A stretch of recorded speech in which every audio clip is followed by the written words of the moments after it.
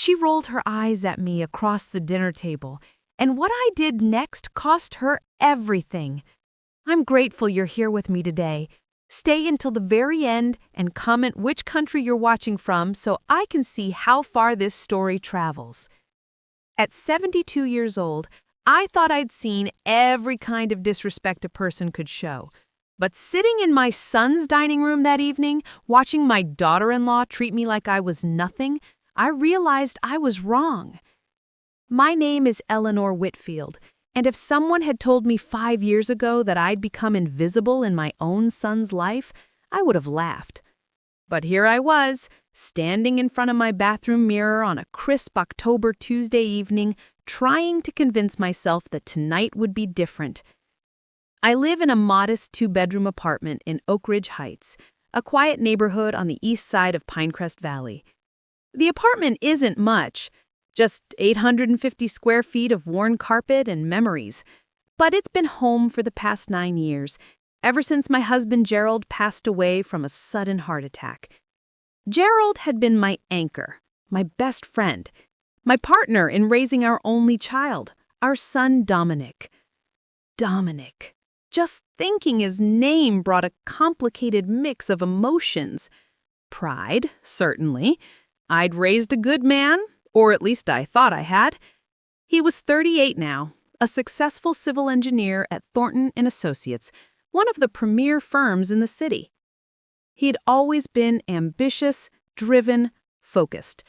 Sometimes too focused, losing sight of the people around him in his pursuit of success.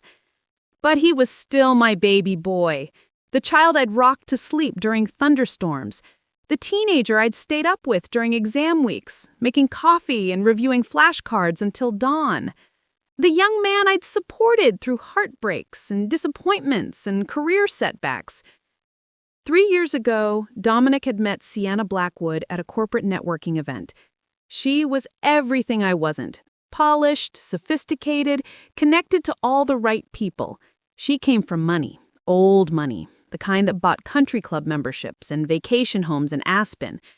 Her father, Richard Blackwood, owned a chain of luxury car dealerships across 3 states. Her mother, Constance, sat on the boards of various charities and cultural institutions. From the moment he introduced us, I could see the attraction. Sienna was beautiful in that intimidating way. Tall, willowy, with auburn hair that fell in perfect waves and eyes the color of jade. She dressed like she'd stepped out of a fashion magazine, every outfit coordinated down to her jewelry and handbag. I remembered our first meeting clearly. Dominic had brought her to my apartment for Sunday brunch, something that had been our tradition since he'd moved out at 23. I'd made his favorites: blueberry pancakes, scrambled eggs with cheese, crispy bacon, fresh orange juice. Sienna had walked into my small kitchen, her designer heels clicking on the linoleum floor, and surveyed everything with barely concealed distaste. She'd picked at her food, pushing it around her plate while talking about her morning hot yoga class and her nutritionist's recommendations for optimal wellness. "Eleanor," she'd said, not Mrs. Whitfield, not even just a warm greeting of my first name, but Eleanor, with a slight emphasis that made it sound like a criticism. "Dominic tells me you worked as a school secretary for 30 years. That must have been fulfilling." The pause before fulfilling had been just long enough to convey what she really thought. But I'd smiled and nodded, determined to give her a chance. I'd said, "It was wonderful. I loved working with the children and supporting the teachers. It felt like I was contributing to something important." Sienna had sipped her orange juice, then set it down with a slight grimace. Fresh squeezed would have been healthier, but this is fine. "It was store-bought Tropicana, the same brand I'd been buying for 20 years. That should have been my warning. That moment right there should have told me everything I needed to know about Sienna Blackwood. But I'd brushed it aside, told myself she was nervous, that she wanted to make a good impression and was overcompensating. Over the next year, as their relationship grew serious, I watched my son slowly change. He started talking differently, using phrases like optimizing our lifestyle and building strategic relationships. He joined Sienna's country club, even though the membership cost more than I'd spent on groceries in a year. He traded his reliable Honda Accord for a BMW that he couldn't really afford. And he started canceling our Sunday brunches. First, it was once a month. Then twice. Then it became sporadic, with Dominic texting me apologies about prior commitments and scheduling conflicts. Sienna was always the reason, though he never said it directly. They had brunches at the country club. They had couples trips to wine country. They had charity galas and networking events, and a social calendar that apparently had no room for a retired school secretary from Oak Ridge Heights. When they got engaged 18 months ago, I'd cried, not entirely from joy. The wedding had been extravagant. 250 guests at the Grandview Hotel's ballroom with a live orchestra and a 7-course meal. I'd worn the best dress I owned, a navy blue outfit I'd purchased for Gerald's funeral and hadn't worn since. Next to Sienna's family and friends in their designer gowns and tailored suits, I felt like a sparrow among peacocks. During the reception, Sienna's mother Constance had approached me with a champagne flute in her hand and a smile that didn't reach her eyes. "Eleanor, dear, what a lovely dress," she'd said, her gaze traveling up and down my outfit in a way that made me feel examined and found wanting. "It's so refreshing to see someone who doesn't feel the need to impress." The comment had been a masterclass in insult disguised as compliment. I'd thanked her and excused myself to the restroom, where I'd stood in a marble-tiled bathroom that probably cost more than my entire apartment, and wondered how my son had ended up in this world. After the wedding, things got worse. Dominic and Sienna bought a townhouse in Willowbrook Estates, one of those new developments where every home looked like it belonged in an architectural digest. 3 bedrooms, 2.5 baths, a gourmet kitchen, and a price tag that made my pension look like pocket change. I'd visited twice in the 6 months since they'd moved in. Both times had been uncomfortable. Sienna had clearly not wanted me there, making pointed comments about their busy schedules and how they valued their private time as newlyweds. Dominic had been caught in the middle, trying to be a good son while also pleasing his wife and succeeding at neither. Which is why, when Dominic called me on Monday morning and invited me to dinner on Tuesday evening, I'd been surprised and hopeful. Maybe things were changing. Maybe Sienna was warming up to me. Maybe we could finally build the kind of relationship that I'd always dreamed of having with my daughter-in-law. "Mom, Sienna really wants to have you over," Dominic had said on the phone, his voice bright with enthusiasm. "She's planning a special dinner, just the 3 of us. Family time." "That sounds wonderful, sweetheart," I'd replied, trying to keep the skepticism out of my voice. "What time should I arrive?" 6:30. "And Mom, Sienna's going to a lot of effort, so just, be yourself. But maybe don't bring anything. She's got everything planned out." The comment had stung. I'd always brought something when visiting, a dessert, flowers, a small hostess gift. It was how I'd been raised. But I'd agreed, sensing that Dominic was trying to help me avoid some social misstep that Sienna would find offensive. So here I was on Tuesday evening, standing in front of my mirror, smoothing down my best blouse, a cream-colored silk that I'd bought on sale at Macy's 3 years ago, and telling myself that tonight would be good. Tonight would be a fresh start. I drove to Willowbrook Estates in my 2008 Toyota Camry, the same car Gerald and I had purchased together in what felt like another lifetime. The drive took 20 minutes, carrying me from my working-class neighborhood into increasingly affluent areas. By the time I reached Willowbrook, the houses had gates, the lawns looked professionally maintained, and every driveway held cars that cost more than I'd earned in a year. Dominic and Sienna's townhouse was in the middle of Magnolia Lane, a street lined with perfectly trimmed trees and gas lanterns that gave everything a falsely quaint atmosphere. I parked on the street. Their driveway held Dominic's BMW and Sienna's white Mercedes, and took a deep breath before getting out. The October air was crisp and cool, carrying the scent of someone's wood-burning fireplace. Halloween decorations adorned some of the neighboring homes, though Dominic and Sienna's townhouse remained pristinely undecorated. Too tacky, probably. Not sophisticated enough for their aesthetic. I walked up the stone pathway to their front door, noticing the new landscaping since my last visit. Someone had planted ornamental grasses and arranged decorative stones around the foundation. It looked expensive and impersonal, like a spread from a home improvement catalog. I rang the doorbell. They'd installed one of those video doorbells that let you see who was visiting, and waited. Through the frosted glass panels flanking the door, I could see movement and soft lighting. The door opened, and there stood Sienna. She was wearing black cigarette pants and a silk emerald blouse that probably cost more than my monthly grocery budget. Her auburn hair was styled in loose curls that tumbled over one shoulder. Her makeup was flawless, highlighting those sharp cheekbones and piercing green eyes. Diamond studs sparkled in her ears, not the small, modest kind, but the kind that announced wealth without apology. "Eleanor," she said, her mouth forming what might be generously called a smile. "You're here." Not hello, not welcome, not I'm glad you could make it, just a flat acknowledgement of my arrival, as if I were a package delivery she'd been expecting. "Hello, Sienna," I said, forcing warmth into my voice. "Thank you for inviting me. Your home looks beautiful." "Yes, we've been making some improvements." She stepped aside to let me enter, though her body language suggested she was merely tolerating my presence rather than welcoming it. I stepped into the foyer and my breath caught.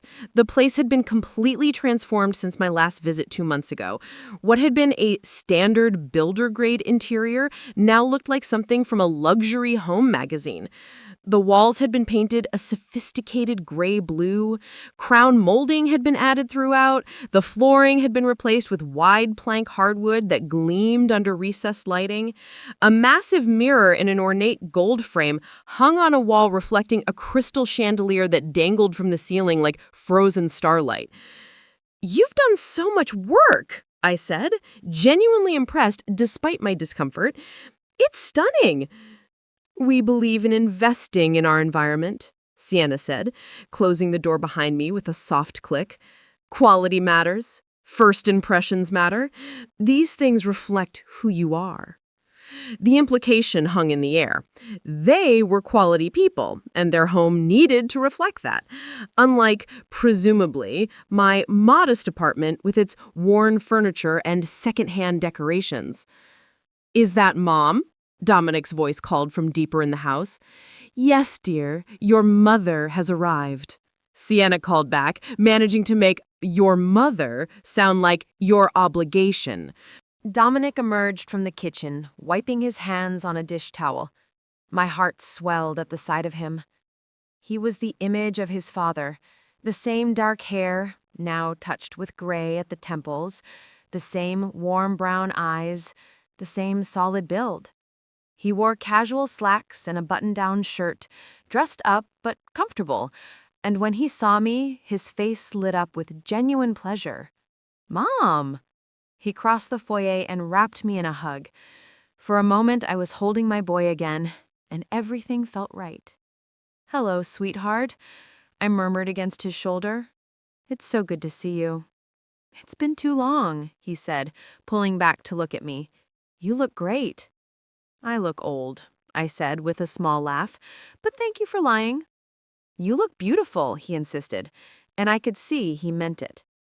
"Dominic, the risotto," Sienna called from the kitchen, her tone sharp with authority. "Right, sorry. I'm on kitchen duty tonight. Sienna's been teaching me about gourmet cooking. Tonight's menu is pretty ambitious." "I'm sure whatever you've made will be delicious," I said. Sienna appeared in the doorway to the kitchen, her expression making it clear she'd heard my comment. "Actually, Eleanor, I've prepared everything. Dominic is merely assisting with the final presentation."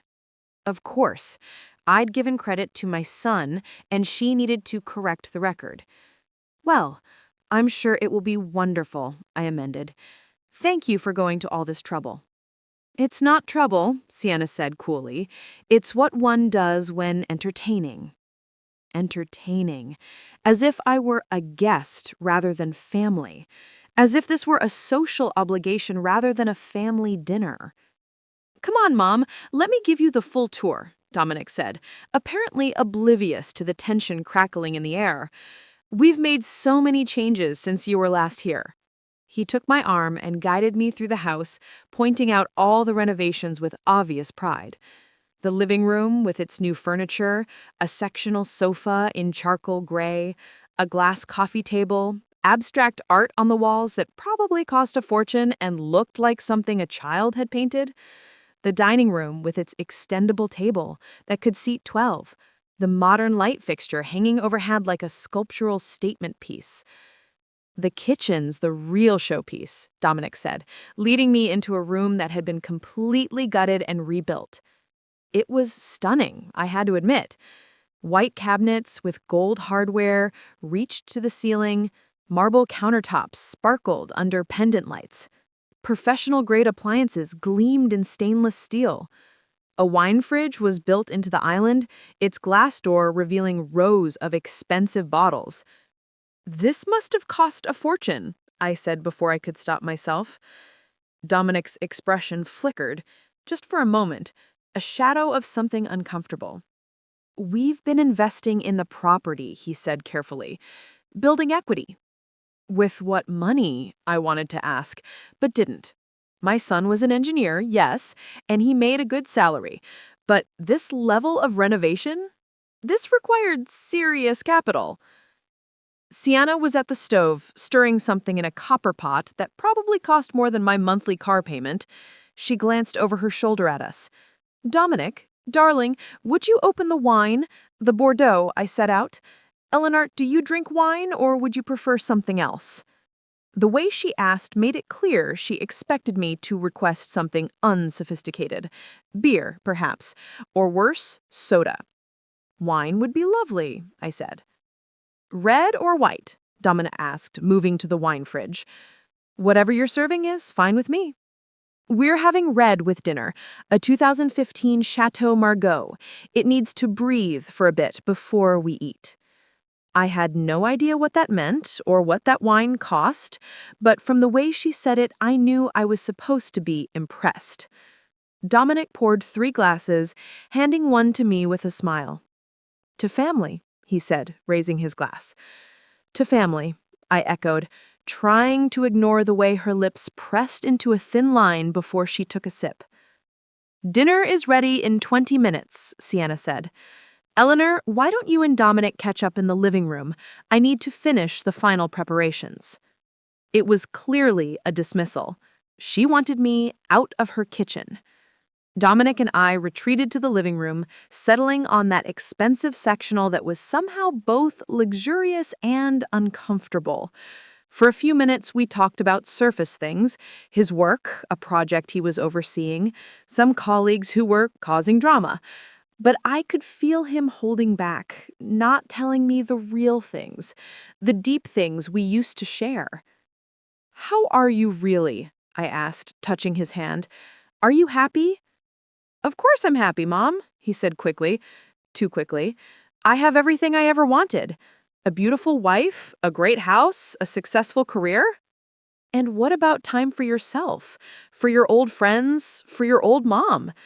His expression shifted, guilt flickering across his features. I know I haven't been around as much lately. It's just, we're so busy, you know? Sienna has a very active social calendar, and there are always events we need to attend. Networking is crucial in my field. I understand. Though I didn't, not really. I just miss you, sweetheart. I miss our Sunday brunches. I miss them too, he admitted, and for a moment I saw my real son again, the one who used to tell me everything, who valued my opinion, who made me feel essential to his life. Maybe we can start those up again. I'll talk to Sienna about... Dinner is served, Sienna's voice cut through from the dining room, crisp and commanding. Dominic emerged from the kitchen, wiping his hands on a dish towel. My heart swelled at the sight of him. He was the image of his father, the same dark hair, now touched with gray at the temples, the same warm brown eyes, the same solid build. He wore casual slacks and a button-down shirt, dressed up but comfortable, and when he saw me, his face lit up with genuine pleasure.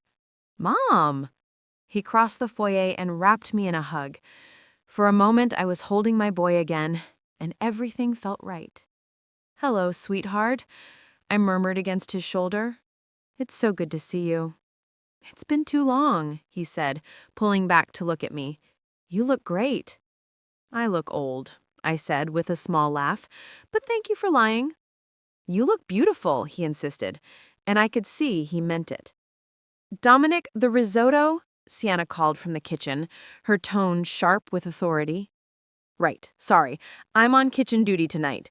Sienna's been teaching me about gourmet cooking. Tonight's menu is pretty ambitious." "I'm sure whatever you've made will be delicious," I said. Sienna appeared in the doorway to the kitchen, her expression making it clear she'd heard my comment. "Actually, Eleanor, I've prepared everything. Dominic is merely assisting with the final presentation." Of course, I'd given credit to my son, and she needed to correct the record. "Well, I'm sure it will be wonderful," I amended. "Thank you for going to all this trouble." "It's not trouble," Sienna said coolly. "It's what one does when entertaining." Entertaining. As if I were a guest rather than family. As if this were a social obligation rather than a family dinner. "Come on, Mom, let me give you the full tour," Dominic said, apparently oblivious to the tension crackling in the air. "We've made so many changes since you were last here." He took my arm and guided me through the house, pointing out all the renovations with obvious pride. The living room with its new furniture, a sectional sofa in charcoal gray, a glass coffee table, abstract art on the walls that probably cost a fortune and looked like something a child had painted. The dining room with its extendable table that could seat 12. The modern light fixture hanging overhead like a sculptural statement piece. "The kitchen's the real showpiece," Dominic said, leading me into a room that had been completely gutted and rebuilt. It was stunning, I had to admit.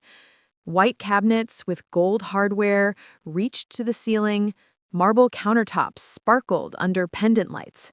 Professional-grade appliances gleamed in stainless steel. A wine fridge was built into the island, its glass door revealing rows of expensive bottles. "This must have cost a fortune," I said before I could stop myself. Dominic's expression flickered, just for a moment, a shadow of something uncomfortable. "We've been investing in the property," he said carefully, "building equity." With what money, I wanted to ask, but didn't. My son was an engineer, yes, and he made a good salary. But this level of renovation? This required serious capital. Sienna was at the stove, stirring something in a copper pot that probably cost more than my monthly car payment. She glanced over her shoulder at us. "Dominic, darling, would you open the wine? The Bordeaux I set out. Eleanor, do you drink wine, or would you prefer something else?" The way she asked made it clear she expected me to request something unsophisticated. Beer, perhaps, or worse, soda. "Wine would be lovely," I said. "Red or white?" Dominic asked, moving to the wine fridge. "Whatever you're serving is fine with me." "We're having red with dinner, a 2015 Chateau Margaux. It needs to breathe for a bit before we eat." I had no idea what that meant or what that wine cost, but from the way she said it, I knew I was supposed to be impressed. Dominic poured 3 glasses, handing one to me with a smile. "To family," he said, raising his glass. "To family," I echoed, trying to ignore the way her lips pressed into a thin line before she took a sip. "Dinner is ready in 20 minutes," Sienna said. "Eleanor, why don't you and Dominic catch up in the living room? I need to finish the final preparations." It was clearly a dismissal. She wanted me out of her kitchen. Dominic and I retreated to the living room, settling on that expensive sectional that was somehow both luxurious and uncomfortable. For a few minutes, we talked about surface things, his work, a project he was overseeing, some colleagues who were causing drama. But I could feel him holding back, not telling me the real things, the deep things we used to share. "How are you really?" I asked, touching his hand. "Are you happy?" "Of course I'm happy, Mom," he said quickly. Too quickly. "I have everything I ever wanted. A beautiful wife, a great house, a successful career."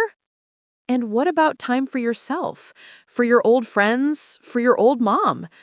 His expression shifted, guilt flickering across his features. "I know I haven't been around as much lately. It's just, we're so busy, you know? Sienna has a very active social calendar, and there are always events we need to attend. Networking is crucial in my field." "I understand. Though I didn't, not really. I just miss you, sweetheart. I miss our Sunday brunches." "I miss them too," he admitted, and for a moment I saw my real son again, the one who used to tell me everything, who valued my opinion, who made me feel essential to his life. "Maybe we can start those up again. I'll talk to Sienna about—" "Dinner is served," Sienna's voice cut through from the dining room, crisp and commanding. We rose and moved to the dining room, where Sienna had set a table that looked like something from a restaurant. White plates with gold rims, cloth napkins folded into elaborate shapes, multiple forks and knives that I wasn't entirely sure how to use correctly. The centerpiece was a low arrangement of white roses and eucalyptus, undoubtedly expensive and artfully arranged. Sienna had prepared what she called a Mediterranean-inspired tasting menu. Each course was tiny, artfully arranged portions that looked beautiful but barely constituted a snack. We started with an amuse-bouche, which I learned was a French term for a single bite of food meant to awaken the palate. Then came a salad of microgreens with goat cheese and candied walnuts. Then the risotto, creamy and infused with saffron. Throughout the meal, Sienna dominated the conversation, talking about people I didn't know at places I'd never been. She and Dominic had apparently attended a charity gala the previous weekend that had raised over $500,000 for the Children's Hospital. "It was the event of the season," Sienna said, dabbing her lips with her napkin. "Everyone who matters was there. I wore the Valentino gown I'd been saving. You remember it, don't you, Dominic?" "You looked stunning," he confirmed. "Richard, that's my father, Eleanor, donated $50,000 at the auction. He bought a week at a villa in Tuscany. We're thinking of using it next spring. Have you ever been to Tuscany, Eleanor?" The question was a trap. She knew I'd never been to Tuscany. I'd never been anywhere more exotic than Niagara Falls, a trip Gerald and I had taken for our 20th anniversary. "I haven't," I admitted, "but I've heard it's beautiful." "Oh, it's absolutely divine," Sienna said, her eyes gleaming with something that looked like triumph.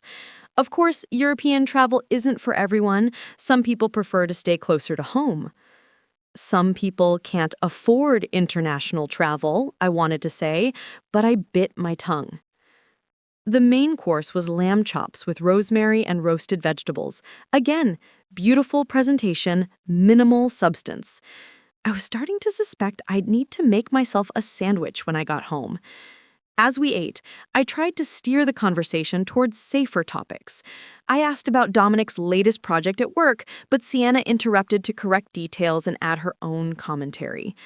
I mentioned that Mrs. Chen from my building had just had a hip replacement, but Sienna's eyes glazed over with disinterest. Then I made the mistake of telling a story about my volunteer work. Once a week, I volunteered at the Riverside Community Center, helping with their literacy program for adults. It was deeply rewarding work, watching people in their 40s, 50s, even 60s learning to read for the first time, seeing the pride and joy on their faces when they finished their first book. There's this wonderful woman named Maria. She's 52 and came to this country 15 years ago, but she never learned to read English.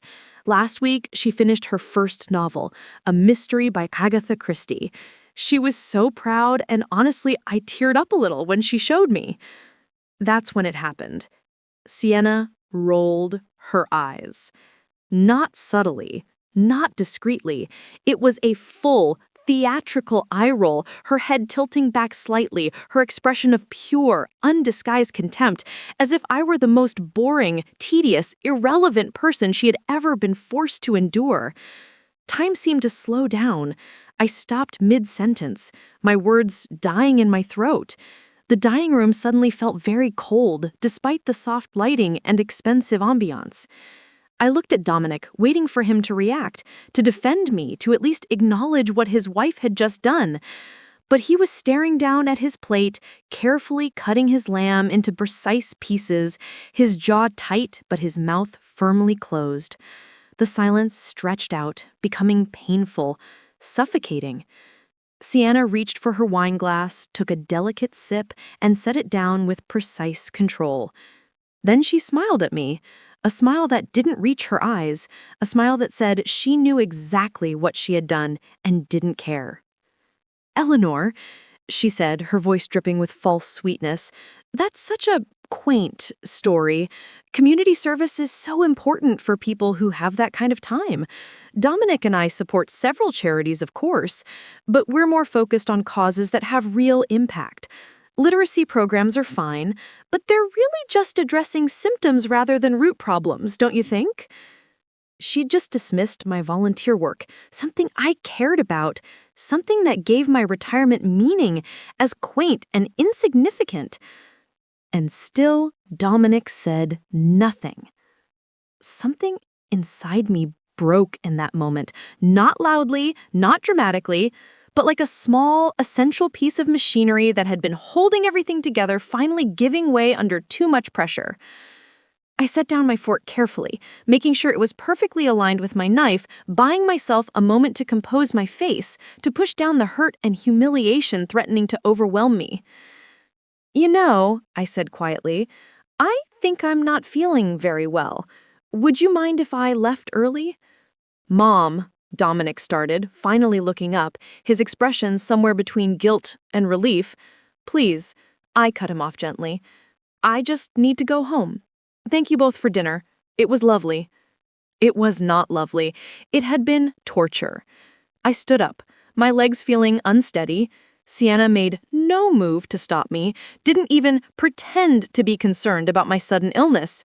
She simply watched me with those cold green eyes, a slight smirk playing at the corners of her mouth.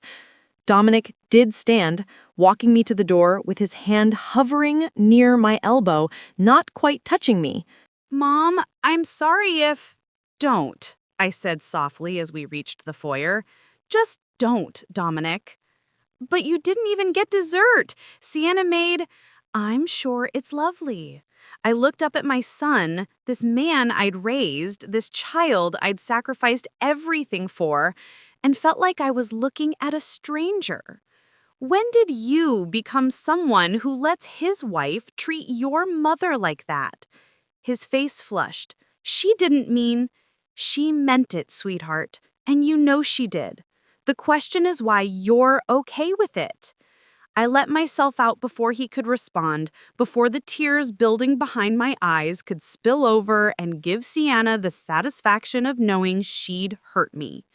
The drive home was a blur of streetlights and stop signs and tears I could no longer hold back.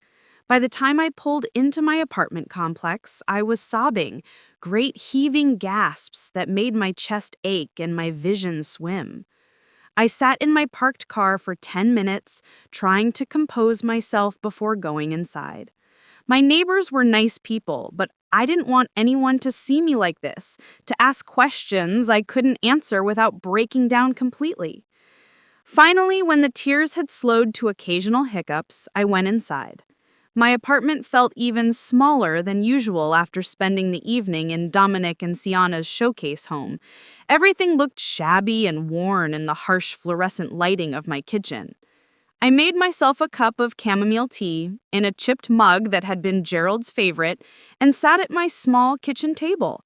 The same table where Dominic had done his homework as a child. The same table where Gerald and I had shared thousands of meals and conversations. The same table where I now sat alone, wondering how my life had shrunk to this point. That's when I noticed it, sitting in the mail organizer on my counter, the monthly statement from Riverside Community Bank. I'd picked up my mail that morning but hadn't had time to go through it before leaving for dinner. Now, needing any distraction from replaying the evening's humiliation in my mind, I opened the envelope. It was my savings account statement showing a balance that had remained unchanged for months. $3,247.12. Not much, but it was my emergency fund, carefully accumulated from my pension checks. But as I stared at those numbers, something else stirred in my memory. Something I'd pushed to the back of my mind because it hurt too much to think about. 3 years ago, before Sienna, before the wedding, before everything changed, Dominic came to me in crisis. I got up from the table and walked to the small closet in my second bedroom that served as my home office and storage area. In the back, behind boxes of Christmas decorations and old photo albums, was a filing cabinet I rarely opened anymore. I pulled out the second drawer and flipped through the hanging folders until I found what I was looking for. Dominic, financial. Inside was a document I hadn't looked at in 2 years. A loan agreement, typed up and notarized, bearing both our signatures. My hands trembled as I pulled it out and read the terms I'd almost forgotten. $50,000, the agreement stated, loaned from Eleanor Whitfield to Dominic Whitfield on October 15th, 3 years ago, to be repaid in monthly installments of $925 over 5 years with 3% annual interest. The money had represented nearly everything I had in savings at the time. Gerald's life insurance payout, which I had been carefully preserving for my retirement. But Dominic had been desperate. He'd made some disastrous investment decision, something about a startup company that had gone bankrupt. He'd lost $35,000 of his own money and had borrowed more from friends and credit cards, digging himself into a hole he couldn't climb out of. His credit was destroyed. He was facing collection calls and potential legal action. "Mom, I don't know what to do," he'd said, sitting at this very kitchen table, his face in his hands. "I've screwed up everything. I'm going to lose my job if this gets out. No one can know about this." And so I'd given him the money, nearly everything I had, without hesitation, because that's what mothers do. We save our children, whatever the cost to ourselves. He'd insisted on the formal agreement, had said it was important to him that this be done properly, that he'd pay me back every cent with interest. I'd tried to tell him not to worry about it, that family didn't need contracts, but he was adamant. "I won't be one of those people who takes advantage of their parents. This is a loan, Mom. I'm going to pay you back, every single dollar." According to the agreement, his first payment was due November 15th, 3 years ago. I flipped through the folder, looking for payment records, bank deposit slips, anything showing he'd made good on his promise. There was nothing, not a single payment. My son owed me $50,000 plus 3 years of interest. According to my quick calculation on the calculator app on my phone, that came to $58,750. And not only had he never made a payment, but he'd used that money, my retirement fund, my emergency cushion, my security, to build the life he was now living with Sienna. The life that included a house I could never afford, renovations that cost more than I'd spend in 5 years, and a wife who thought I was quaint and irrelevant. I sat back in my creaky office chair, the loan agreement in my hands, and felt something shift inside me. I didn't sleep that night. Not really. I lay in bed watching shadows shift across my ceiling as car headlights passed outside, my mind replaying the dinner on an endless loop. Each time I closed my eyes, I saw Sienna's theatrical eye roll, heard the dismissive tone in her voice, felt the crushing weight of my son's silence. But more than the humiliation, I kept thinking about that loan agreement. $50,000, 3 years of mispayments. A contract that gave me legal standing to demand immediate repayment of the full outstanding balance plus accrued interest. Dominic had missed 36 payments. 3 full years. I pulled out my calculator and did the math carefully, checking my figures 3 times to make sure I had it right. With the compound interest over 3 years, Dominic now owed me $58,750, nearly $60,000. The enormity of it made my hands shake. That was more than 2 years of my pension income. That was money that could have made my retirement comfortable instead of a constant exercise in budgeting and sacrifice. I thought about all the times over the past 3 years when I'd struggled. The winter, my heating bill had been so high that I'd kept my thermostat at 62 degrees and worn sweaters indoors. The dental work I'd put off because I couldn't afford the copay. The invitation to my friend Dorothy's milestone birthday trip to the coast that I'd declined because I couldn't spare the money for a hotel room. All while Dominic was renovating his kitchen with marble countertops and attending charity galas in designer suits. As dawn began to lighten my kitchen window, I made a decision. I would call Dominic this morning and try to have a reasonable conversation. Maybe there was an explanation. Maybe he'd been setting money aside and just hadn't transferred it. Maybe this was all a misunderstanding that could be resolved without conflict. Even as I thought it, I knew I was lying to myself, but I had to try. He was still my son, and some part of me desperately wanted to believe that the boy I'd raised was still in there somewhere. At 7:30 a.m., after I'd showered and dressed and consumed enough coffee to feel alert despite my sleepless night, I called Dominic's cell phone. It rang 4 times before going to voicemail. His professional recording. "You've reached Dominic Whitfield. Please leave a message and I'll return your call as soon as possible." "Dominic, it's Mom. I need to talk to you about something important. Please call me back when you get a chance. It's about the loan, the money I gave you 3 years ago. We need to discuss it." I hung up and waited. An hour passed, then 2. I tried to distract myself with housework, washing dishes, folding laundry, vacuuming the already clean carpet. But my phone remained silent. At 10 a.m., I called again. Voicemail. "Dominic, it's Mom again. I really need to speak with you today. Please call me back." By noon, I was angry. He was avoiding me. After last night's disaster, after watching his wife treat me like something she had scraped off her shoe, after sitting in silence while I was humiliated, now he couldn't even return my phone calls? I decided to try a different approach. I texted him, "Need to discuss the $50,000 loan. It's been 3 years with no payments. Please call me today." The response was immediate. 3 dots appeared, showing he was typing. Then they disappeared. Then appeared again. Finally, a message came through. "Mom, I'm at work. Can this wait? We can talk this weekend." This weekend, 4 days away.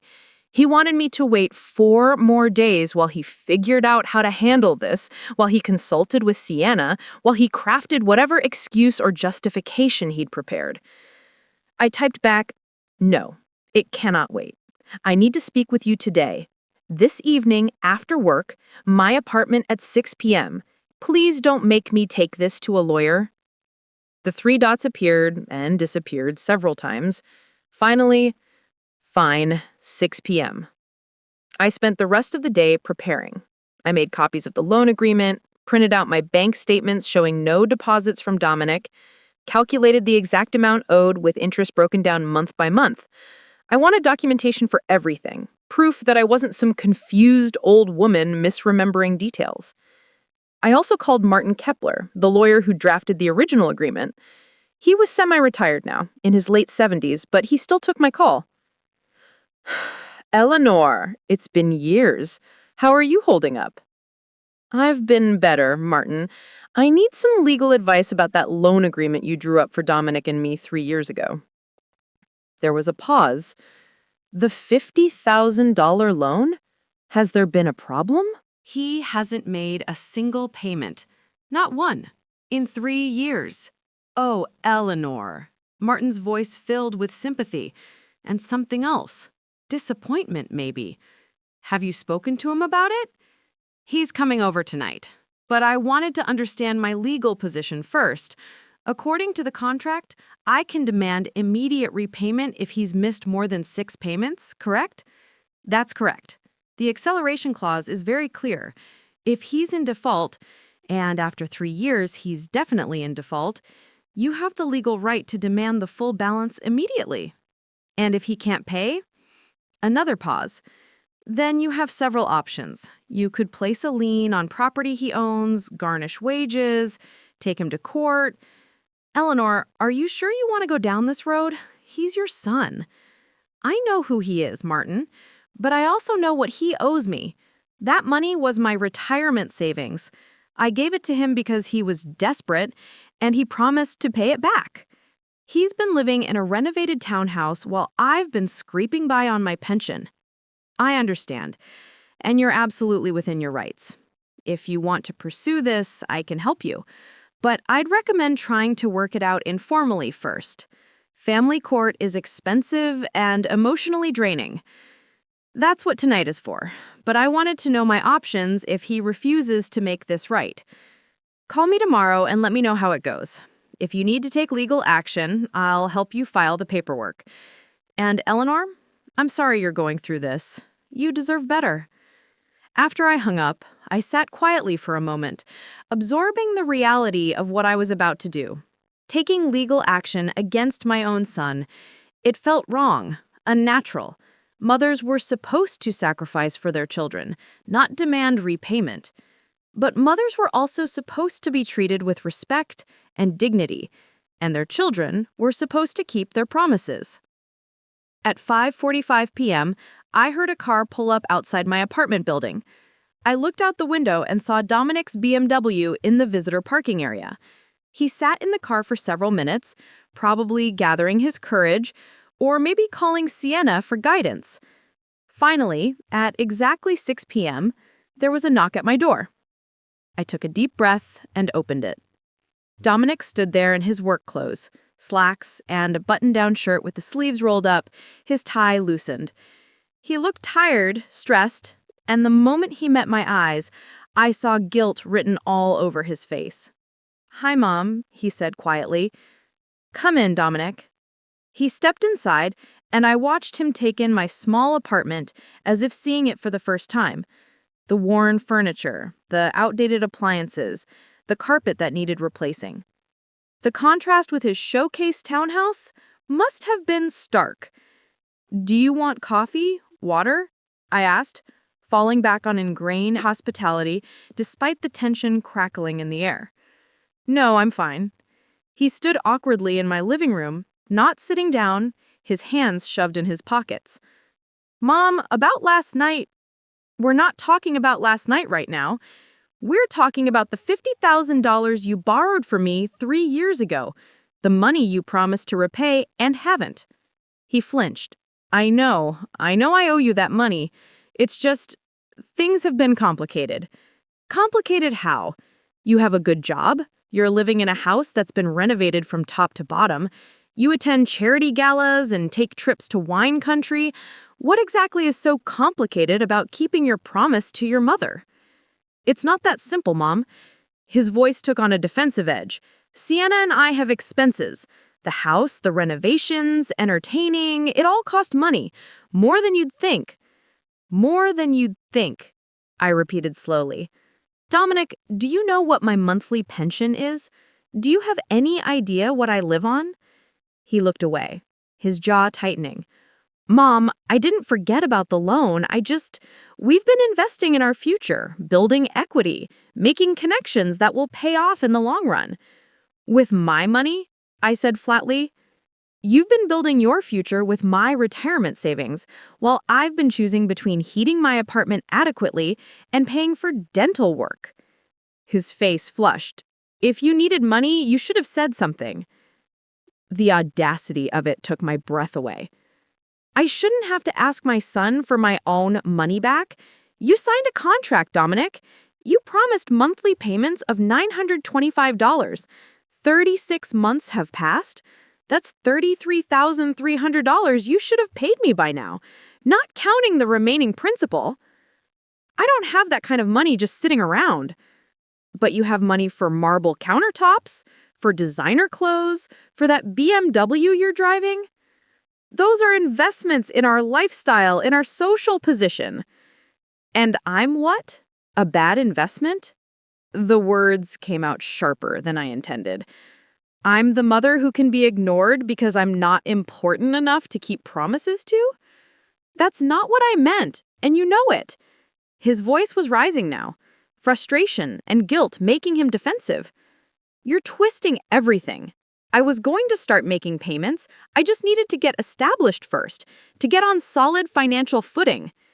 You've had 3 years, Dominic. 3 years. When exactly were you planning to start keeping your promise? He ran his hair through his hair, a gesture I recognized from his childhood when he was cornered and didn't know how to explain himself. Look, I'll start making payments. I can probably manage, I don't know, $300 a month, maybe $400 if I cut back on some things. I walked to the kitchen table where I'd laid out all my documentation. According to the contract you signed, you owe me $58,750. That's the principal plus 3 years of compound interest. His face went white. 58,000? Mom, that's insane. There's no way I can come up with that kind of money. Then you shouldn't have spent my retirement fund on renovations and luxury items. What do you want me to do? Sell the house? Ruin my marriage? Destroy everything I've built?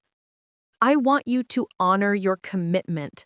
My voice cracked, years of suppressed hurt and disappointment finally breaking through. I want you to be the man I raised you to be, the man who keeps his promises, the man who doesn't let his wife treat his mother like garbage while he sits there in silence. So this is about Sienna, he said, pouncing on what he clearly saw as the real issue. This is about you being jealous of my life, my marriage. This is about you owing me nearly $60,000 and acting like I'm being unreasonable for wanting it back. I told you, I'll start making payments. The contract specifies that after missing more than 6 consecutive payments, I have the right to demand immediate repayment of the full balance. You've missed 36 payments, Dominic. I'm calling in the loan. The words hung in the air between us, heavy and final. Dominic stared at me like I'd slapped him. You're not serious. I am completely serious. Mom, please. His voice shifted, becoming pleading. Be reasonable. I can't come up with $60,000. You know I can't. Then maybe you should talk to your wife. Maybe her wealthy parents could help. Or maybe you could take out a loan from a bank like any other person who owes money they can't pay. You're going to destroy my life over this? I'm trying to survive my retirement, Dominic, something you made much harder when you took my savings and never paid them back. He started pacing my small living room, his movements agitated. I can't believe you're doing this. After everything, after raising me, after all those years, you're really going to take legal action against your own son? You made it legal when you insisted on the contract. You made it a debt, not a gift. And debts get repaid. Sienna is going to... He stopped abruptly, seeming to realize what he had been about to say. Sienna is going to what? I prompted. Be angry? Blame me? Look down on you for having a mother who expects you to keep your promises? You don't understand the pressure I'm under, the expectations. Sienna's family, her friends, the people we socialize with, they all have standards. If they found out that I borrowed money from my mother and couldn't pay it back, it would be humiliating. And how do you feel? I asked quietly. Watching you live in luxury while I count every penny? Being treated like hired help in your home while I'm owed $60,000? Having my volunteer work dismissed as quaint by a woman whose lifestyle I funded? He stopped pacing and looked at me, really looked at me, and for a moment I thought I saw recognition dawn in his eyes, understanding, maybe even shame. But then his phone buzzed. He pulled it out, glanced at the screen, and I saw his expression change, harden. "That's Sienna. She wants to know where I am. Tell her you're with your mother, discussing the small matter of the $60,000 you owe me." He typed a response. "I'm telling her I'll be home soon." "Dominic, look at me." I waited until he met my eyes. "I'm giving you 1 week to figure out how you're going to repay this money. 1 week to come up with a plan, a timeline, something that shows me you're taking this seriously. If you don't, I'm taking this to Martin Kepler and we'll handle it through the courts." 1 week isn't enough time. You've had 3 years. 1 week is generous. He shoved his phone back in his pocket, his face flushed with anger and what I hoped was shame. "Fine, 1 week. But Mom, if you do this, if you actually take me to court, you need to understand that Sienna will never forgive this. She'll make sure we have nothing to do with you. You'll lose your son." The threat landed like a physical blow. But I forced myself to stay steady, to not let him see how much it hurt. "Dominic, I lost my son the moment he became someone who breaks promises to his mother and allows his wife to treat her with contempt. The question is whether you've lost yourself." He stood there for a long moment, his face working through a series of emotions I couldn't quite read. Then, without another word, he turned and walked out of my apartment. I heard his car start, heard him drive away, and only then did I allow myself to sink into my worn armchair and let the tears come. But these tears were different from last night's. These weren't tears of helpless humiliation. These were tears of anger, of righteousness, of a boundary finally being drawn. I'd given Dominic 1 week.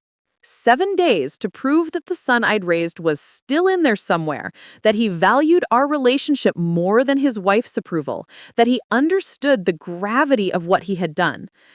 And if he didn't, if he chose Sienna's opinion over his mother's dignity, then I would call Martin Kepler and let the law handle what family bonds apparently couldn't.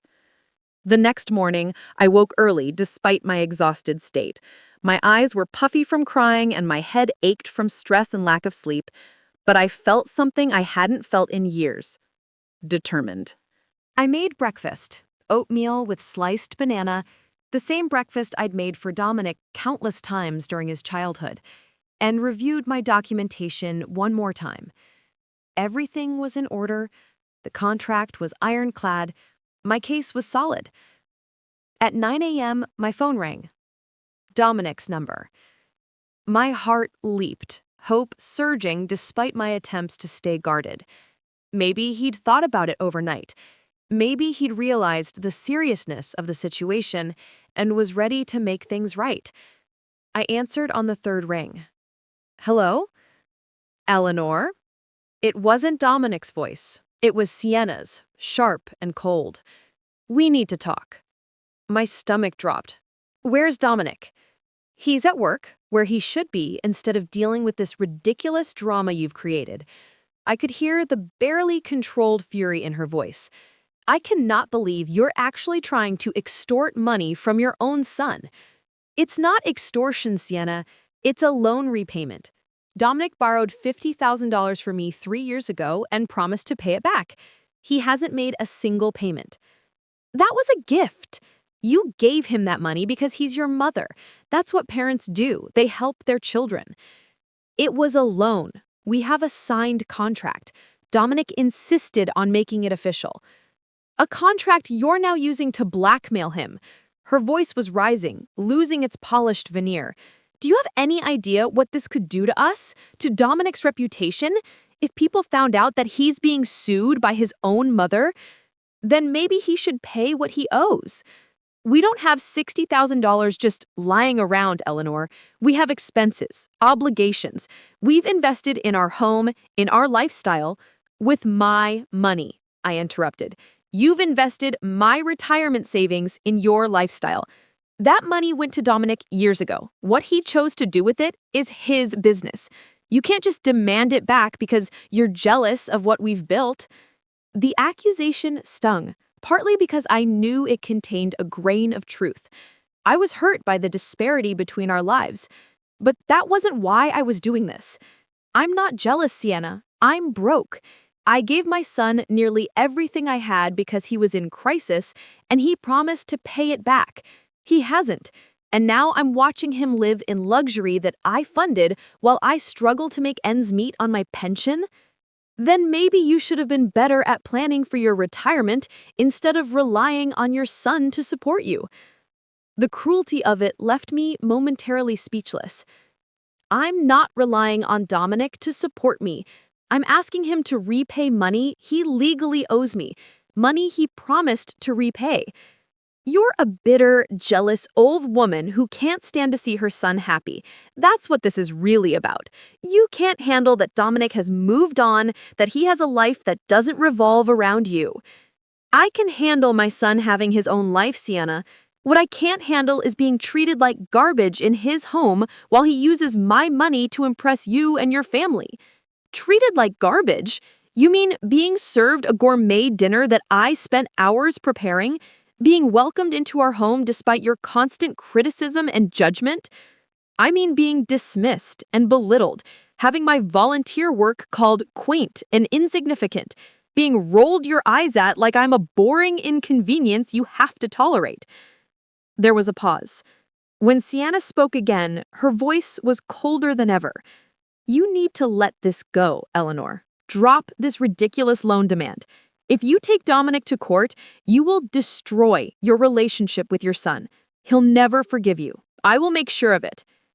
Is that a threat? It's a promise. You force this issue and you'll never see Dominic again. No holidays, no phone calls, no relationship whatsoever. Is $60,000 worth losing your only child? My hand was shaking as I gripped the phone. Maybe you should ask Dominic if my dignity is worth $60,000, if treating me with basic respect is worth $60,000, because right now it seems like he thinks the answer is no. You have until the end of the week to come to your senses. After that, if you pursue this, you're dead to us. Dominic will cut you out of his life completely. No second chances, no reconciliation. You'll be alone for the rest of your life, and it will be your own fault. She hung up before I could respond. I sat there, holding my silent phone, my hand trembling, my heart pounding so hard I could feel it in my throat. This was what it had come to. My son's wife threatening to isolate me completely if I dared to ask for my own money back, using my love for Dominic as a weapon against me, knowing that the threat of losing him was the one thing that could make me back down. And the worst part? Dominic had clearly told her about our conversation. He'd gone home and shared everything with Sienna, and instead of supporting me, or at least remaining neutral, she'd called to threaten me, which meant Dominic had either asked her to call or, at minimum, hadn't stopped her. I thought about what she'd said, that I'd be alone for the rest of my life if I pursued this, that it would be my own fault. And I realized something. I was already alone. My son let his wife treat me with contempt. He broke his promises. He valued his image and his lifestyle more than my relationship with him. I was already functionally without him, seeing him rarely, always on edge when we did interact, always feeling like I was one wrong word away from his disapproval. What exactly did I have to lose? I pulled up Martin Kepler's number and pressed call. "Eleanor," he answered warmly. "I was hoping you'd call. How did the conversation with Dominic go?" "Not well. He admits he owes the money but says he can't pay it, and his wife just called to threaten me, saying if I pursue legal action, they'll cut us out of our lives completely." Martin was quiet for a moment. "I'm sorry, Eleanor. That's a terrible position to be in. What do you want to do?" I looked around my small apartment, at the life I'd built from the ruins of Gerald's death, from the foundation of my modest pension. at the home that was small but mine, humble but paid for, at the independence I'd fought so hard to maintain. I want to file for repayment, the full amount plus interest. I want this done legally and officially. I'm not backing down. Are you absolutely sure? Once we start this process, it's going to be hard to undo, and family relationships. Martin, I love my son, but I can't let him and his wife treat me this way. I can't let them steal my retirement and then threaten me when I ask for it back. If Dominic chooses to cut me out of his life over this, then he's already made his choice about what I'm worth to him. All right, then. I'll draw up the paperwork today. We'll send Dominic a formal demand letter first. That's standard procedure. It will give him 30 days to respond before we file a lawsuit. Maybe seeing it in writing from a lawyer will make the situation real enough that he'll come to his senses. Thank you, Martin. Eleanor, for what it's worth, I think you're doing the right thing. What they're doing to you, it's not okay. You deserve better. After we hung up, I sat in my quiet apartment and awaited the guilt to come, for the maternal instinct that should have been screaming at me to protect my child at any cost. But all I felt was a strange sense of relief. For the first time in 3 years, maybe longer, I was standing up for myself. I was drawing a line and defending it. I was refusing to be diminished, dismissed, or taken advantage of. Whatever happened next, at least I would know I hadn't gone quietly into invisibility. At least I would know I'd fought for my own dignity. 2 days later, Martin called to tell me the demand letter had been drafted and would be sent via certified mail to Dominic's home address and his work address. The letter formally demanded repayment of $58,750 within 30 days and outlined the legal consequences if he failed to comply. He'll have to sign for it, so we'll have proof he received it. After that, the ball is in his court. Thank you, Martin. What happens after the 30 days? If he doesn't respond or refuses to pay, we file a lawsuit in civil court. The judge will review the contract and almost certainly rule in your favor. It's an open and shut case. Then we can pursue collection through wage garnishment or property liens. Property liens? I repeated. That means his house? Potentially, yes. If he owns property, we can place a lien on it. He wouldn't be able to sell or refinance without satisfying the debt first. The thought of it made me feel sick. But what choice did I have? Just let him keep my money?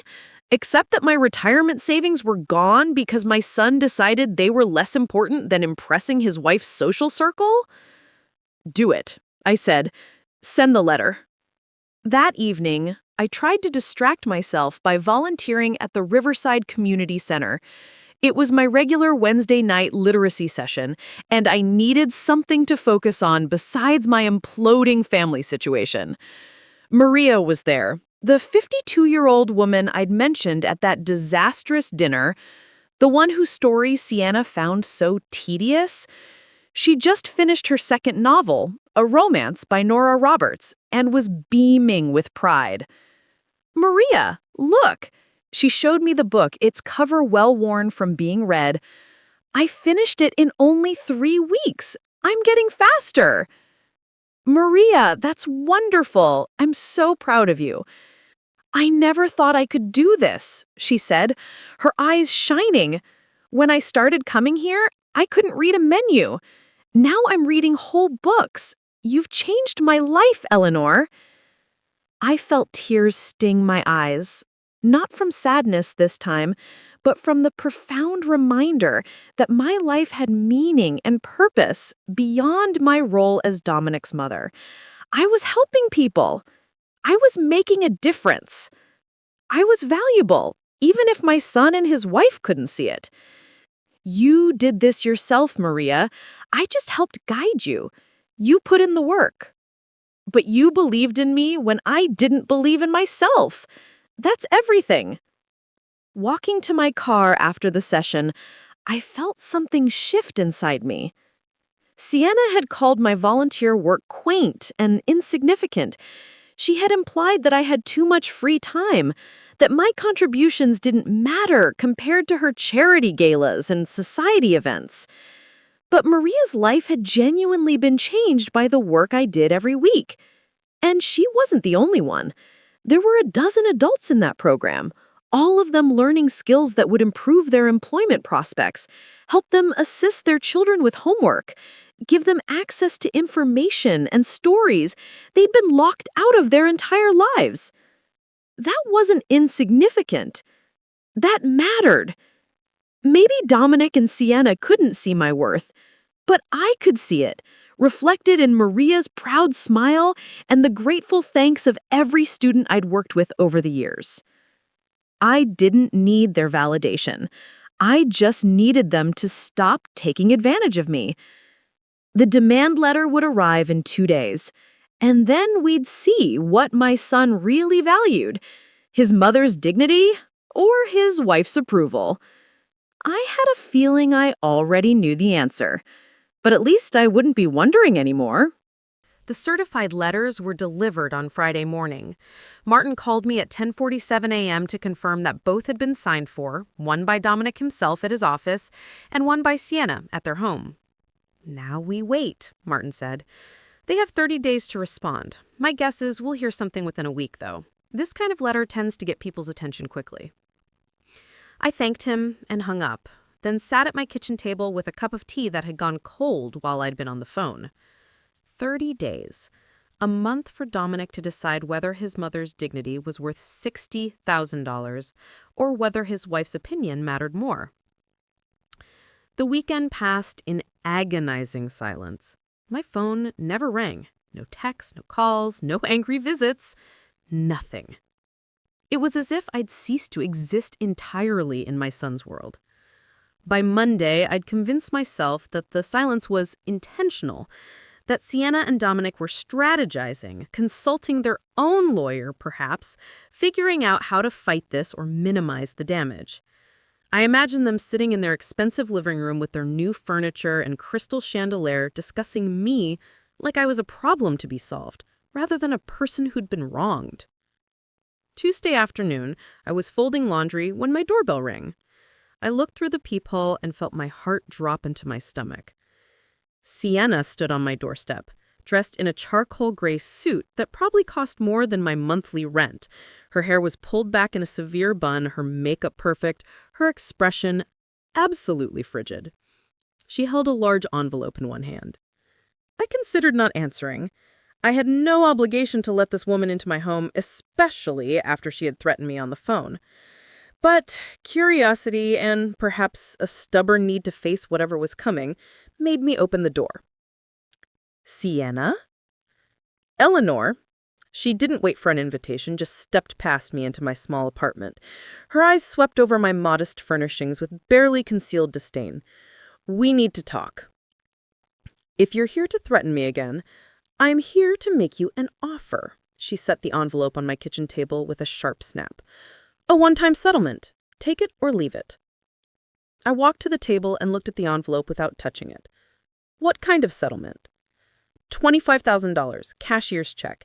You sign a release saying the debt is satisfied in full and this whole ugly situation goes away." I stared at her. "The contract says Dominic owes me $58,750. You're offering less than half. I'm offering what we can actually afford without destroying our financial stability." Sienna's tone was clipped, businesslike. "You want the full amount? Fine. We'll have to sell the house, ruin our credit, possibly impact Dominic's career when his colleagues find out his mother is suing him. Is that what you want, Eleanor? To destroy your son's life?" "I want what he promised to repay, what he legally owes. You want to punish him for marrying me. Sienna's mask slipped slightly, revealing the fury underneath. That's what this is really about. You've never accepted me, never thought I was good enough for your precious son. So now you're using this loan as a weapon. I'm using this loan as exactly what it is, a loan that needs to be repaid. If Dominic had made even a few payments over the past 3 years, if he'd shown any good faith effort, we wouldn't be here. But he took my money and spent it on renovations and luxury items while I struggled to pay my bills. We invested in our future with money that wasn't yours. My voice rose despite my attempts to stay calm. That was my retirement savings, Sienna. Money I'd carefully saved for years. Gerald's life insurance that I'd preserved in case of emergency. And Dominic took it all and never looked back. Sienna's jaw tightened. The offer is $25,000. That's more than generous considering you gave that money to your son. Most people would consider it a gift. Most people would consider a signed contract to be legally binding. We stared at each other across my small kitchen, 2 women on opposite sides of an imbridgeable divide. She saw me as an obstacle to her perfect life. I saw her as the person who'd helped my son forget his values, his promises, his own mother. "Where's Dominic?" I asked finally. "Why isn't he here?" Something flickered in Sienna's expression. Triumph, maybe? Or satisfaction? "Dominic thinks it's best if I handle this. He finds the whole situation too emotionally difficult." Too emotionally difficult. My son couldn't even face me himself. He'd sent his wife to do his dirty work, to offer an insulting settlement and make it seem like they were being generous. "Tell Dominic," I had to stop, swallow the lump in my throat. "Tell him the answer is no. I won't accept a partial payment. He owes me $58,750, and that's what I expect to receive." Sienna picked up the envelope with sharp, angry movements. "Fine. Then we'll see you in court. And Eleanor, when this is over, when you've dragged your own son through a public legal battle and damaged his reputation irreparably, I hope you think it was worth it, because you'll have your money, but you'll have lost your son forever." She walked out, leaving my door standing open behind her. I heard her heels clicking down the hallway, heard her car start in the parking lot, and only then did I close the door and lean against it, my legs suddenly weak. This was really happening. Sienna had come here to buy me off, and when I refused, she made it clear that the next step was court. Public, ugly, family-destroying court. I made my way to the couch and sat down heavily. My hands were shaking. Part of me wanted to call Sienna back, accept the $25,000, and make all of this go away. It was better than nothing. It would help. But it wasn't what Dominic owed me. And accepting it would mean accepting that my son thought I was worth less than half of what he'd promised, that his mother's dignity had a discount price. I pulled out my phone and called Martin. "They offered me a settlement," I told him. $25,000. "And?" I said no. There was a pause. "Eleanor, I have to ask, are you sure about this? $25,000 is significant money. It's not the full amount, but it's something, and it would avoid the court battle." "Martin, if I accept that offer, I'm telling Dominic that he can break his promises to me and only face partial consequences. I'm telling him that his mother will always back down when pushed. I can't do that." "All right, then. I'll let them know formally that the settlement offer is rejected. We'll proceed with the lawsuit." After I hung up, I sat in my quiet apartment and wondered if I was making a terrible mistake. Maybe I should have taken the money. Maybe I was being stubborn and prideful. Maybe Sienna was right, and I was using this loan as a weapon. But then I thought about that dinner. The eye roll, the dismissive comments, the way they treated me like I was nothing while living in a home my money had helped make possible. No, I wasn't being unreasonable. I was being consistent. I was holding my son accountable for his promises the way I'd taught him to hold himself accountable his entire life. If that made me the villain in their story, so be it. The lawsuit was filed 2 weeks later. Martin hand-delivered a copy to me, the legal document thick and official-looking. Eleanor Whitfield versus Dominic Whitfield, it read. Breach of contract and demand for repayment. Seeing my name and my son's name on opposite sides of a legal action made me feel physically ill. But I signed where Martin indicated, and he filed it with the county courthouse. It's done, he said. Dominic will be served within a few days. Then he'll have 30 days to respond. If he doesn't respond, or if he has no valid defense, the judge will issue a summary judgment in your favor. And if he does respond? Then we go to trial. But Eleanor, I've reviewed this contract a dozen times. It's airtight. He borrowed money, he signed an agreement to repay it, he hasn't made any payments. Unless he can prove the contract was signed under duress or fraud, which he can't, you're going to win. Winning. Such a strange word for a situation where everyone was losing something. 3 days after the lawsuit was filed, Dominic called me. It was 8:30 p.m. on a Thursday, and I was reading in bed when my phone rang. His name on the screen made my heart race. Hello? Mom? His voice was thick with emotion. Anger? Hurt? I couldn't quite tell. I just got served with the lawsuit, at my office, in front of my colleagues. Do you have any idea how humiliating that was? About as humiliating as being treated like hired help in your home while I'm owed $60,000. This is insane. You're actually suing me, your own son. You're actually refusing to repay money you borrowed from me, your own mother. I offered you $25,000. That's more than most people would give. It's less than half of what you owe me, Dominic. It's an insult. It's what we can afford without destroying our lives. His voice was rising, frustration and desperation bleeding through. Do you understand what this lawsuit is doing to me, to my reputation? People at work are talking. Sienna's parents found out. Her father called me yesterday and spent an hour lecturing me about responsibility and family obligations. This is destroying everything. Then pay what you owe. I don't have $60,000. I can't just pull that kind of money out of thin air. You had money for renovations, for expensive dinners, for charity galas and country club memberships. You found money for all of that, Dominic. You just decided my debt wasn't a priority. There was a long silence on the line. I could hear him breathing, could practically feel his internal struggle. I made mistakes, he said finally, his voice quieter now. I should have been making payments. I know that. But Mom, if you push this, if you force this to trial, it's going to destroy my marriage. Sienna is furious. She's talking about how her family will never respect me again, how I've embarrassed her. I could lose her over this. And there it was, the real issue.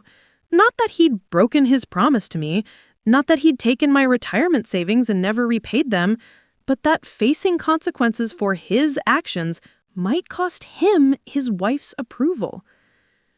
Dominic, I'm going to ask you something, and I want you to really think about your answer.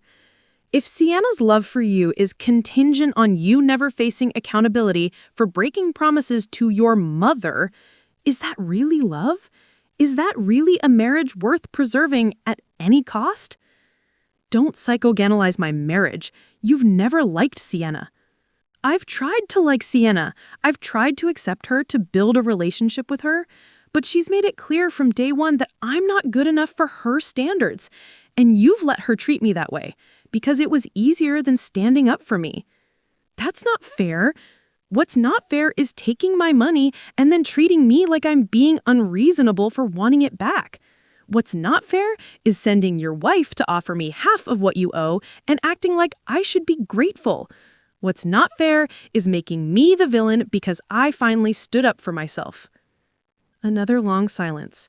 When Dominic spoke again, his voice was cold. If you go through with this, if you force this to trial, we're done. No relationship, no contact. You'll be making a choice. Money over your son. I hope it's worth it. The threat landed like a punch to the gut, but I'd been expecting it. Sienna had already warned me this would happen. Dominic, I've already lost my son. I lost him the moment he became someone who breaks promises without guilt, who values appearances over integrity, who lets his wife treat people badly because he's too weak to stop her. The man I raised would never have done any of this. So maybe you're right. Maybe we are done. But it's not because I chose money over you. It's because you chose everything else over me. Your wife's approval, your social status, your expensive lifestyle. You made that choice 3 years ago when you took my money and decided you didn't need to pay it back. I heard him take a sharp breath, heard the hurt in it. Good. Let him hurt. Let him feel a fraction of what I'd been feeling. I'm not dropping the lawsuit, I continued. If you want to avoid going to trial, you have 2 options. Pay what you owe, or negotiate a realistic payment plan that shows good faith. But I'm done accepting less than I deserve from you. Then I guess we have nothing more to say to each other. I guess not. He hung up without saying goodbye. I sat there holding my silent phone, tears streaming down my face, my heart breaking into pieces I wasn't sure could ever be reassembled. My son was gone.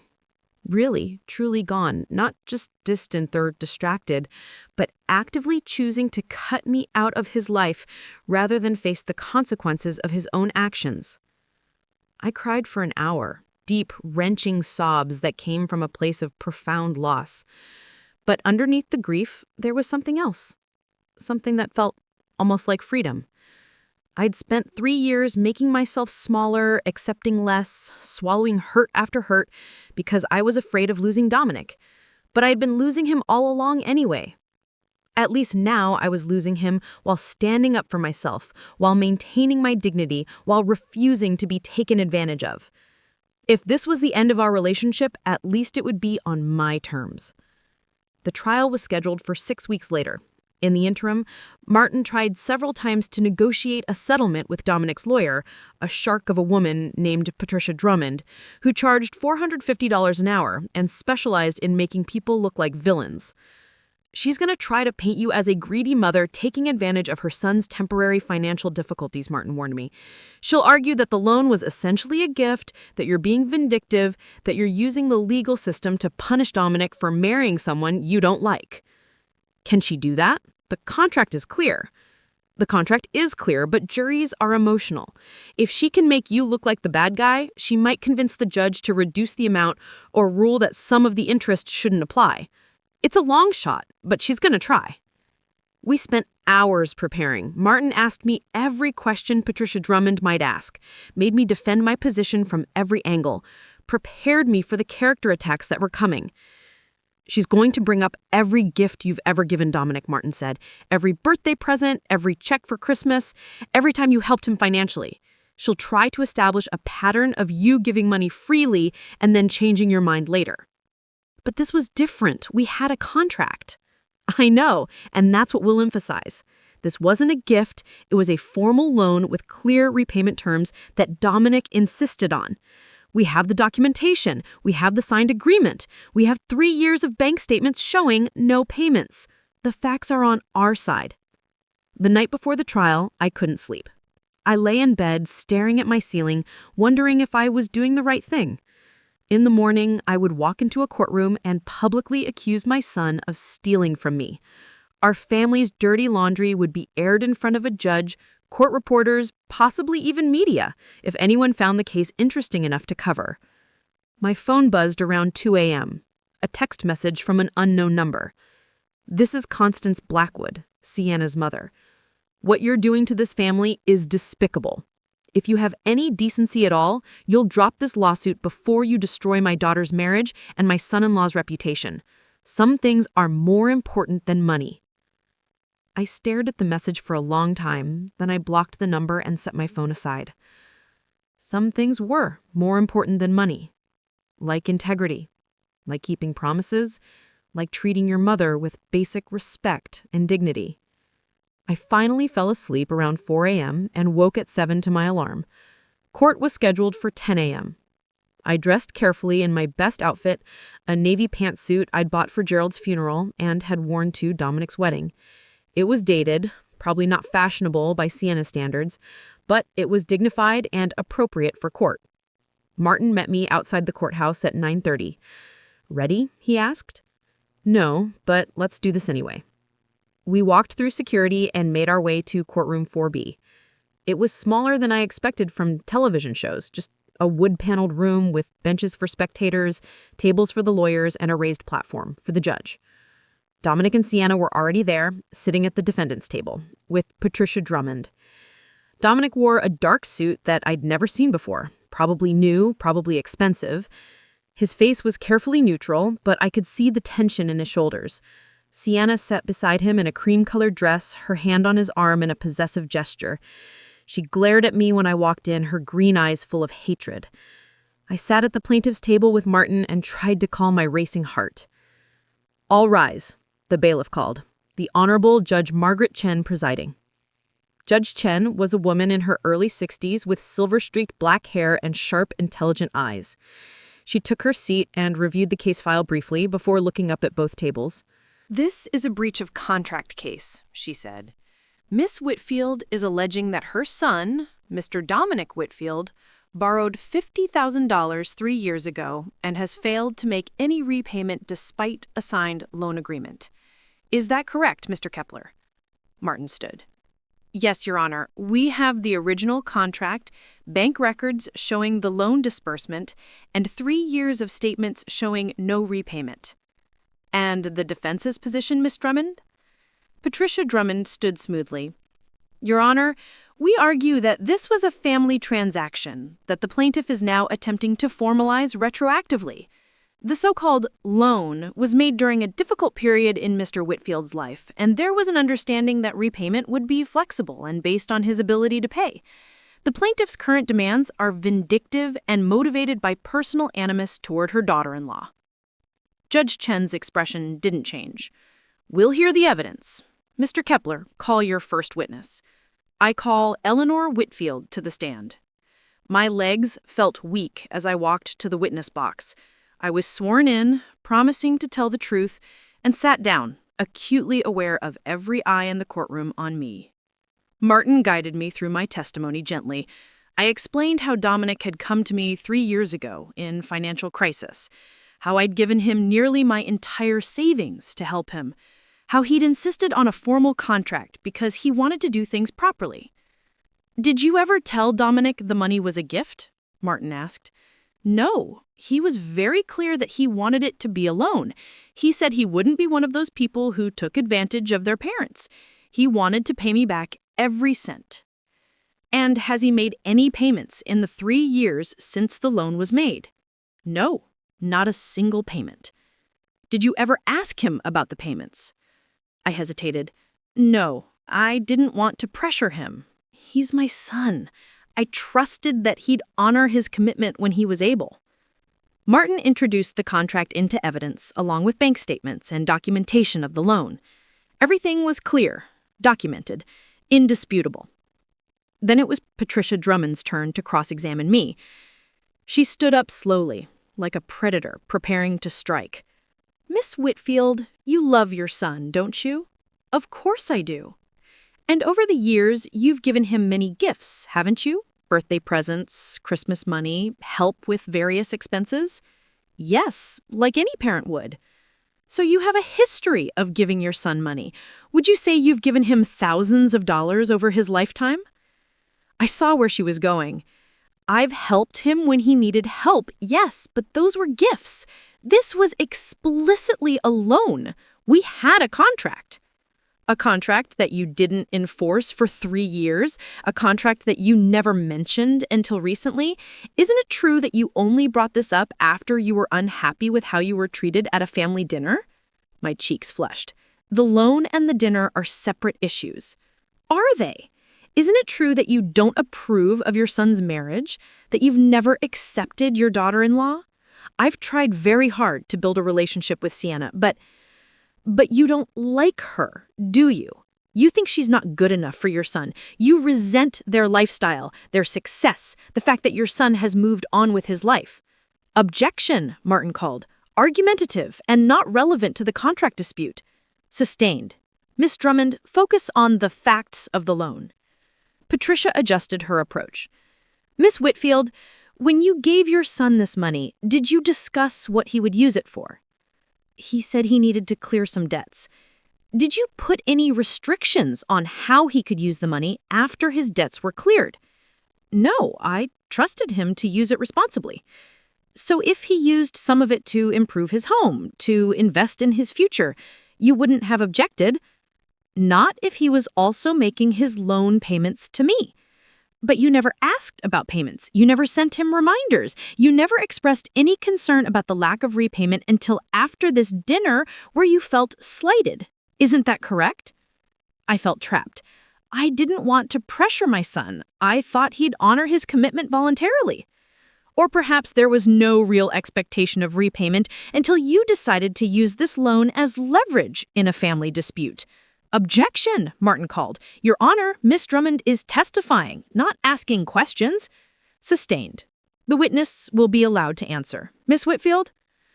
I looked directly at Patricia Drummond. I expected my son to honor his commitments. I've taught him his entire life that your word matters, that promises should be kept. I gave him time and space to fulfill his obligations without nagging him because I trusted him to be the man I raised him to be. If that makes me naive, then I'm naive. But it doesn't change the fact that he signed a contract and broke his promise. I saw Dominic flinch at my words. Good. Patricia asked a few more questions, trying to paint me as vindictive or opportunistic, but I held firm. The contract was clear, the facts were indisputable. Dominic had borrowed money and hadn't paid it back. After my testimony, Martin called Dominic to the stand. Watching my son walk to the witness box, seeing him be sworn in, made my chest ache. This was really happening. I was really watching my child be questioned under oath about whether he had stolen from his mother. Patricia handled his direct examination, trying to paint him as a dutiful son who had fallen on hard times and was now being persecuted by a bitter parent. Mr. Whitfield, did you intend to repay your mother when you borrowed this money? Of course I did. I fully intended to make payments.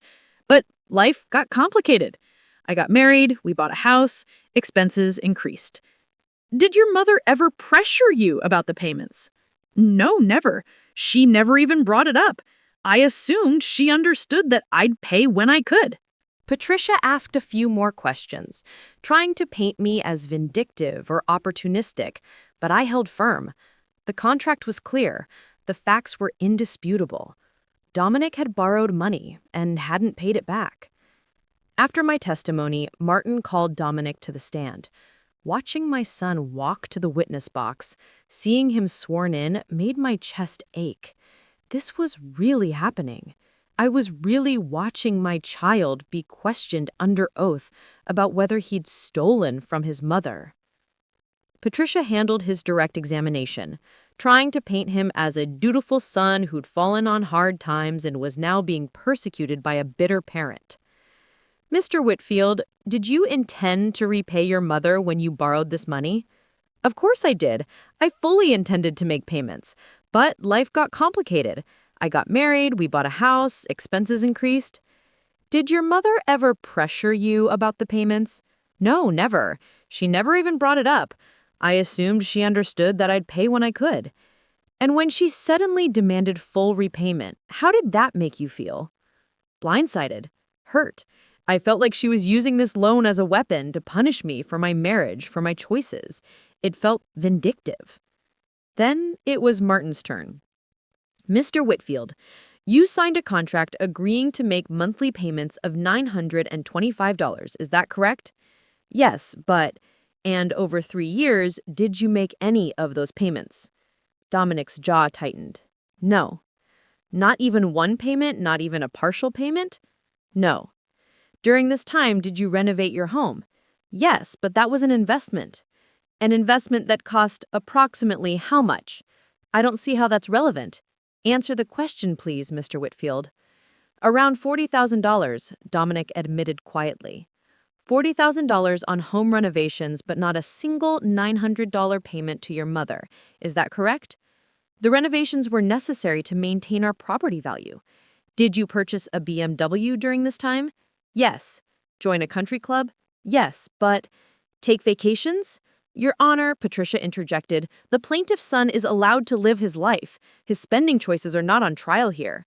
They are when they show a pattern of having money for luxury items, but not for honoring commitments, Martin countered. This goes directly to the question of whether the defendant intended to repay the loan. Judge Chen nodded. I'll allow it. Continue, Mr. Kepler. Martin pressed on, methodically establishing that Dominic had spent tens of thousands of dollars on non-essential items while making zero payments to me. With each question, Dominic looked more uncomfortable, his excuses sounding weaker. Finally, Martin asked the question that cut to the heart of everything. Mr. Whitfield, why didn't you make any payments to your mother? Not even token payments to show good faith? Dominic was silent for a long moment. I thought she wouldn't mind. She's my mother. I thought she'd understand. What understand? That your comfort was more important than your promise to her? Objection, Patricia called. Argumentative. Withdrawn. No further questions, Your Honor. The trial lasted 4 hours total. Patricia called Sienna as a character witness, which was a mistake. Sienna came across as cold and dismissive, making it clear that she thought I was beneath their social circle. Her testimony probably hurt more than it helped. Finally, Judge Chen called for closing arguments. Martin kept his simple. Your Honor, this is a straightforward breach of contract case. The defendant borrowed money, signed an agreement to repay it, and has made zero payments in 3 years. The contract is clear. The facts are indisputable. We ask that you order full repayment of the $58,750 owed plus court costs. Patricia tried to muddy the waters with emotional appeals about family relationships and vindictive mothers, but even I could see it wasn't landing. Judge Chen's expression remained neutral, but her eyes were sharp and focused. I'll take this under advisement, Judge Chen said. I'll issue a written ruling within 2 weeks. Court is adjourned. The bang of her gavel felt final, conclusive. I stood on shaky legs and let Martin guide me out of the courtroom. Behind me, I could hear Sienna's voice, sharp and angry, but I didn't turn around. I just kept walking. The ruling came 10 days later. Martin called me in the morning, his voice carefully controlled. Eleanor, we won. Judge Chen ruled completely in our favor. I sat down heavily at my kitchen table. Tell me. He ordered Dominic to pay the full $58,750 plus court costs, another $3,000. He was very clear in his ruling. He said that the contract was unambiguous, that Dominic had ample ability to make payments, but chose not to, and that his claims of the loan being a flexible family arrangement were contradicted by his own testimony about insisting on a formal contract. $61,000. I had won. What happens now? Dominic has 90 days to pay the full amount. If he doesn't, we can pursue wage garnishment or place a lien on his property. Given his salary, I'd recommend the wage garnishment route. We can take a percentage of each paycheck until the debt is satisfied. How long would that take? He saw me and walked over, his movements hesitant. Hi, Mom. Hi, sweetheart. We stared at each other for an awkward moment. Then he gestured to the counter. I'm going to order. Do you want anything? I'm fine, thank you. He came back a few minutes later with a black coffee and sat down across from me. For a long moment, neither of us spoke. I don't really know where to start, he finally said. Neither do I. He wrapped his hands around his coffee cup, not drinking, just holding it like he needed something to do with his hands. I've been going to therapy since the divorce was finalized. That's good. That's really good, Dominic. My therapist has helped me understand a lot of things. About myself, about how I got so lost. He looked up at me, and I saw genuine pain in his eyes. Mom, I'm sorry for everything. For breaking my promise about the loan, for letting Sienna treat you the way she did, for making you feel like you didn't matter. I'm sorry. The words I'd been waiting to hear for so long, but now that they were here, I found myself unable to respond right away. My throat was too tight with emotion. I don't expect you to forgive me. I know I hurt you badly. I know I prioritized all the wrong things. I was so caught up in trying to be someone I thought I needed to be, successful, wealthy, impressive, that I lost sight of who I actually am, who you raised me to be. What happened with Sienna? I asked quietly. He let out a bitter laugh. She left the day I told her we had to sell the house. She said I was an embarrassment, that her family would never accept me again, that she couldn't be associated with someone who was financially ruined by his own mother. She packed her things and moved back in with her parents. The divorce papers came a week later. I'm sorry, Dominic. I know you loved her. Did I, though? Or did I love what she represented? The status, the connections, the validation that I was successful enough to marry someone from her world? My therapist asked me if I could describe Sienna as a person, not her accomplishments or her family or how she looked like, but who she actually was. And I couldn't do it. I realized I never really knew her. I just knew the life she offered. That must have been a painful realization. Everything about the past 6 months has been painful. Losing the house, losing my marriage, seeing my colleagues look at me differently at work. But the worst part was realizing that I'd lost you, really lost you, and it was entirely my fault. His voice cracked. You're the only person who ever loved me for who I actually am, not what I could do for them or how I made them look, and I treated you like you were disposable. Tears were rolling down my cheeks now. You weren't entirely wrong, you know. During that phone call after the trial, when you said you'd ruined my life, part of me did want you to face consequences. Part of me was angry enough to want you to hurt the way you'd hurt me. You had every right to be angry. But I also should have tried harder to talk to you before filing the lawsuit. I should have given you more chances to make things right. I let my hurt and pride push me toward the nuclear option when maybe there could have been another way. Dominic shook his head. Mom, no. You gave me 3 years. You never pressured me, never demanded anything, trusted me to keep my word. And I didn't. I spent your retirement money on impressing people who didn't actually care about me while you struggled. The lawsuit wasn't you being vindictive. It was you finally refusing to be taken advantage of. I needed that wake-up call. It was a very expensive wake-up call for you. It was an expensive lesson. But I'm learning from it. I've made every payment on time. I'm living within my means for the first time in years.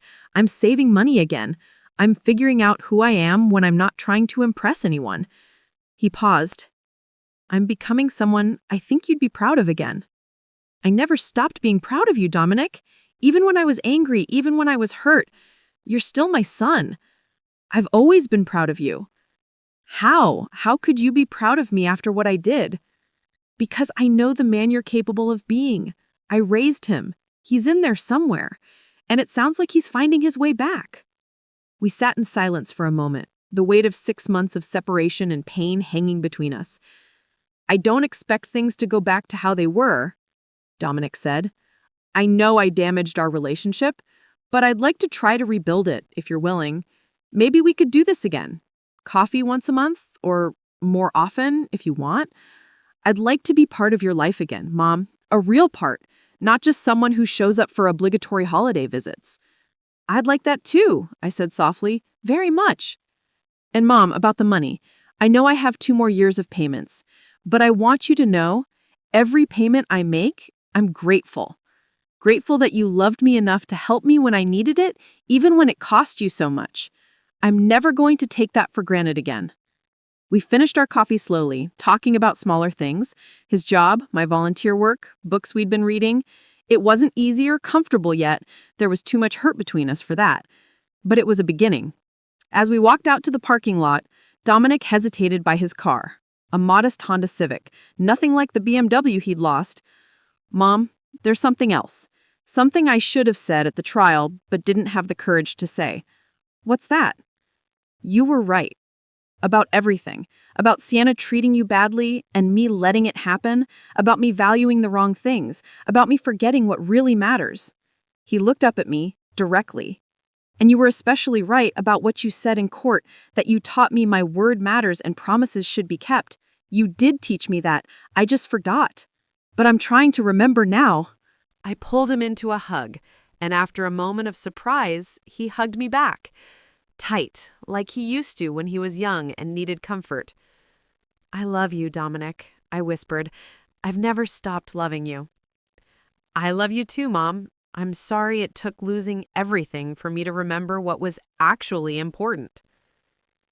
18 months later, I was frosting a cake when Dominic knocked on my door. Sunday brunch had become our ritual again. Every week, at my apartment, just the two of us. Sometimes we cooked together, sometimes he brought takeout. Today, I was making his favorite, my famous chocolate cake with vanilla buttercream. "Mom, you didn't have to make a cake," he said, setting down a bag of bagels and cream cheese on my kitchen counter. "It's your birthday next week. Consider this an early celebration." "I'm turning 40. I'm not sure that's worth celebrating." "Every birthday is worth celebrating, sweetheart." We settled into our familiar rhythm. Him setting the table, me finishing the food preparation. It felt natural now, comfortable. The awkwardness of those first few months had gradually faded as we rebuilt trust and connection. Dominic had finished paying off the judgment 3 months ago, making extra payments whenever he could to clear the debt faster. The day he'd made the final payment, he'd called me crying. "I'm free," he said. "And I don't just mean from the debt. I'm free from trying to be someone I'm not, free from worrying about what other people think, just free." Now, as we sat down to eat, he pulled an envelope from his jacket pocket. "I have something for you." "Dominic, you didn't need to get me anything. Just open it." Inside was a check for $10,000. I stared at it, confused. "What is this?" "It's the difference between what I paid you and what you would have earned if you'd kept that money invested over the past 5 years. I did the calculations with a financial advisor. You gave me $50,000. With average returns, it should have grown to around $68,000 by now. I paid you $61,750. This is the difference, plus a little extra." "Dominic, you don't have to." "I want to. I need to. You gave up your financial security for me, Mom. This doesn't make up for that, but it's a start. And there's more." He pulled out another document. "I've opened a retirement account in your name. I'm going to contribute $500 a month to it for as long as I'm able. You sacrificed your retirement for me. The least I can do is help rebuild it." I couldn't speak. Tears were streaming down my face as I looked at my son, this man who'd lost his way but had found it again, who'd broken promises but now was overcompensating to keep them. "You don't have to do this," I finally managed. "Yes, I do. Not because of the contract or because I'm legally obligated, but because you're my mother, and you deserve to have security. You deserve to know that your son has your back the way you've always had his." "Thank you," I whispered. "Thank you, sweetheart." He reached across the table and took my hand. "Thank you for not giving up on me, even when I gave you every reason to." We spent the rest of brunch talking about his week, his promotion at work, the apartment he was thinking of upgrading to, the woman he'd been on 3 dates with who seemed genuinely kind and down to earth. He asked about my volunteer work, listened with real interest when I told him about Maria's progress. She was now reading at a 6th grade level and helping other students. As he was leaving, Dominic turned back in the doorway. "Mom, I know I say this every week, but I mean it every time. I'm grateful for this, for you, for the second chance you gave me. I know I didn't deserve it." "You're my son. You'll always deserve a second chance. Though, let's try not to need a third one," I added with a small smile. He laughed, a real, genuine laugh. "Deal. I'll see you next Sunday." "I'll be here." I watched him drive away in his Honda, waving from my apartment window. The son I'd raised, the man I'd almost lost, was back. Not perfect, not unchanged by what happened, but better, more authentic, more aware of what really mattered. The money in the bank account was rebuilding. My retirement security was improving. But more importantly, my relationship with my son had been rebuilt from the ground up, stronger this time because it was based on honesty and accountability instead of obligation and assumption. That evening, I pulled out the loan contract from my filing cabinet, the one that had started all of this. I looked at both our signatures, at the terms that seemed so clear but had caused so much pain. Then, I took it to my small fireplace, struck a match, and watched it burn. The contract was fulfilled. The debt was paid. Everything that document represented, the broken promises, the hurt, the lawsuit, the consequences, all of it was in the past now. All that remained was a mother and son who'd found their way back to each other. Epilogue, 6 months later. I was at the Riverside Community Center helping Maria work through a particularly challenging passage in her current book when I heard a familiar voice. Eleanor! I looked up to see Sienna standing in the doorway of the community room. She looked different, less polished. Her designer clothes replaced with casual jeans and a simple blouse. Her hair was shorter, her makeup minimal. She looked smaller somehow, more human. Sienna! I stood up, uncertain. What are you doing here? I heard you volunteer here. I was hoping I could talk to you, if you have time. Maria looked between us curiously, but I gave her an encouraging smile. Keep working on that chapter. I'll be back in a few minutes. I walked with Sienna out to the hallway. She looked nervous, her hands twisting together. I won't take much of your time, she said. I just wanted to say I'm sorry for how I treated you, for everything. I stared at her, genuinely shocked. I don't understand. After the divorce, after losing everything, I had a lot of time to think. My parents basically disowned me, said I'd embarrassed the family by being so careless with Dominic's finances, by causing such a public scandal. I moved out, got my own apartment, started actually working for a living instead of just playing at having a career. She laughed bitterly. It's been humbling. I still don't understand why you're here. Because you were right about me. About everything. I was shallow, cruel, and I treated you terribly because I thought you were beneath me. I thought having money and connections made me better than people like you. But you know what I learned? People like you, people with integrity and kindness and real values, you're the ones who matter. You're the ones who last. I didn't know what to say to that. I'm not asking you to forgive me, Sienna continued. I don't deserve that. I just wanted you to know that I recognized what I did, and I'm sorry. And I want you to know that Dominic is a good man. He always was. I just brought out the worst in him. I hope he's doing well. He is, I said carefully. He's doing very well. She nodded, blinking back tears. Good. That's good. He deserves to be happy. You both do. She started to turn away, then stopped. Eleanor, for what it's worth, I think Dominic is lucky to have you as a mother. I wish I'd realized that before I lost him. She walked away before I could respond, leaving me standing in the hallway processing what had just happened. That evening, I told Dominic about the encounter during our weekly phone call. She came to see you? He sounded surprised.